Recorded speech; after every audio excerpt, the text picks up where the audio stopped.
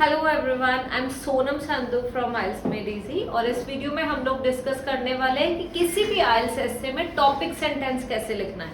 अब मुझे पता है आप लोग अवेयर नहीं हो कि टॉपिक सेंटेंस होता क्या है, तो डोंट वरी, वो भी मैं इस वीडियो में आपको डिटेल में समझाने वाली हूँ। ठीक है, टॉपिक सेंटेंस समझने के लिए ना पहले आपको ये समझना जरूरी है कि ये टॉपिक सेंटेंस हमें किसी एस्से में चाहिए भी है कि नहीं चाहिए।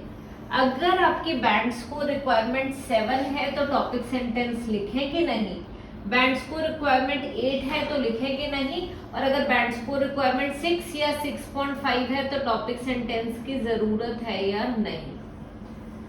सो फर्स्ट ऑफ ऑल, अगर आपकी बैंड स्कोर रिक्वायरमेंट बैंड 8 है तो टॉपिक सेंटेंस जरूर लिखना, और मैं भी लिख के आई थी व्हेन आई स्कोर्ड बैंड 8, तो यहाँ पे इट इज मस्ट। बैंड 8 चाहिए तो टॉपिक सेंटेंस बहुत जरूरी है। बैंड 7 चाहिए, अगर टॉपिक सेंटेंस नहीं भी यूज करोगे तब भी काम चल जाएगा, but if you want to use you can और कैन नॉट। ठीक है, तो यहाँ पे आपकी मर्जी है, बट 6 और 6.5 के लिए you can definitely skip it. ठीक है, आप इसे इजीली स्किप कर सकते हो। नाउ ट्राई टू अंडरस्टैंड कि टॉपिक सेंटेंस है क्या। टॉपिक सेंटेंस होता है जब हम किसी भी एस्से में कोई भी क्वेश्चन स्टेटमेंट को पैराफ्रेज करके लिखते हैं, वो टॉपिक सेंटेंस नहीं होता। जिसे भी लगता है पैराफ्रेज स्टेटमेंट टॉपिक सेंटेंस है, नहीं। टॉपिक सेंटेंस होता है क्वेश्चन के मेन टॉपिक से रिलेटेड। ठीक है, टॉपिक के मेन सेंटेंस से रिलेटेड कोई एक जनरल स्टेटमेंट लिख देना। तो जो जनरल स्टेटमेंट होती है ना, वो हमारा होता है topic sentence. General statement is nothing, it is the topic sentence. So अगर आप इस क्वेश्चन को ध्यान से देखोगे, इस क्वेश्चन का मेन टॉपिक क्या है?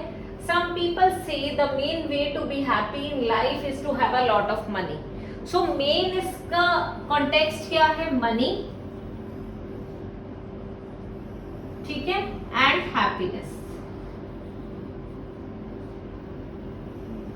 ठीक है, हैप्पीनेस इज कंसिडर्ड, ठीक है, to be a factor that is related to your bank balance.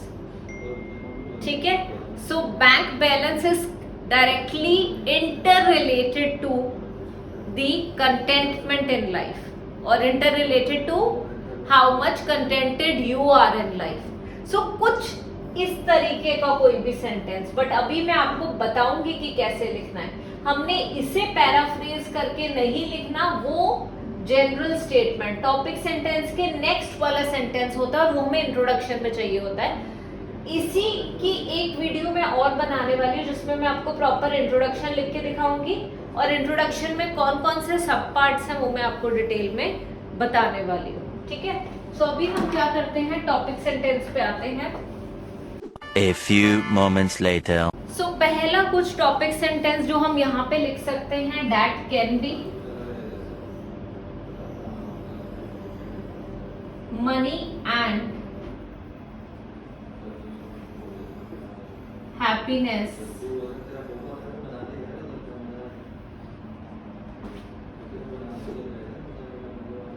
are directly related to each other।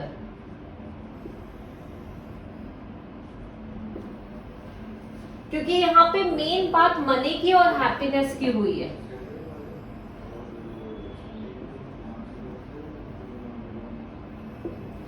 Money and happiness are directly related to each other. Okay, कुछ ऐसा sentence आप लिख सकते हो। Second sentence जो हम यहाँ पे लिख सकते हैं, some people say the main way to be happy in life is to have a lot of money। अब मनी कहाँ पे होता है? बैंक में होता है। ठीक है, so huge bank balance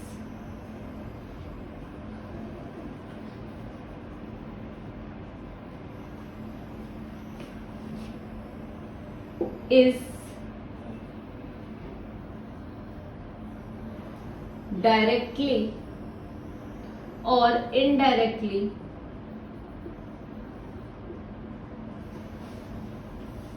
associated with. Huge bank balance is directly or indirectly associated with how contented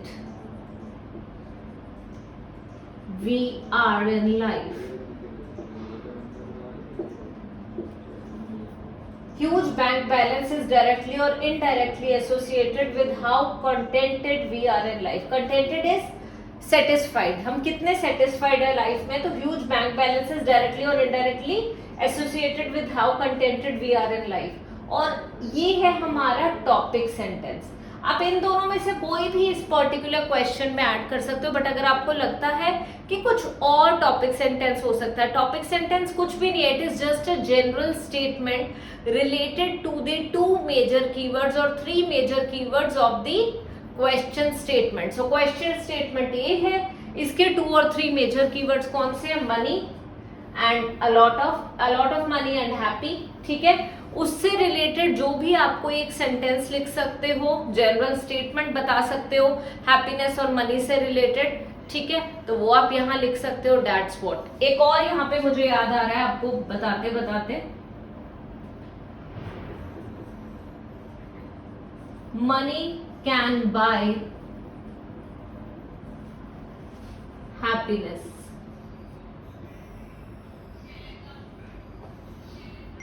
money can buy happiness and, ये एक सिंपल सा सेंटेंस है, money can buy happiness and के बाद आप अबव स्टेटमेंट को paraphrase कर दो, हमारा इंट्रोडक्शन की बिगिनिंग हो जाएगी.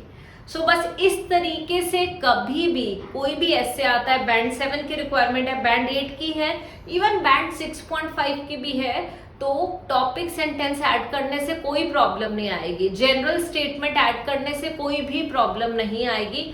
रादर अगर आपकी वो जनरल स्टेटमेंट टोटली रिलेटेड है to the question, you can get some marks extra. Obviously खाली इससे 0.5 बैंड एक्स्ट्रा नहीं मिलने वाले, तो बट कुछ मार्क्स एक्स्ट्रा मिलेंगे. और first impression is the last one. So when I scored band 8, तो मैंने वहां जनरल स्टेटमेंट ऐड करी थी, टॉपिक सेंटेंस ऐड करा था, तो मैं आपको सजेस्ट करूंगी इसका कोई भी हार्म नहीं है.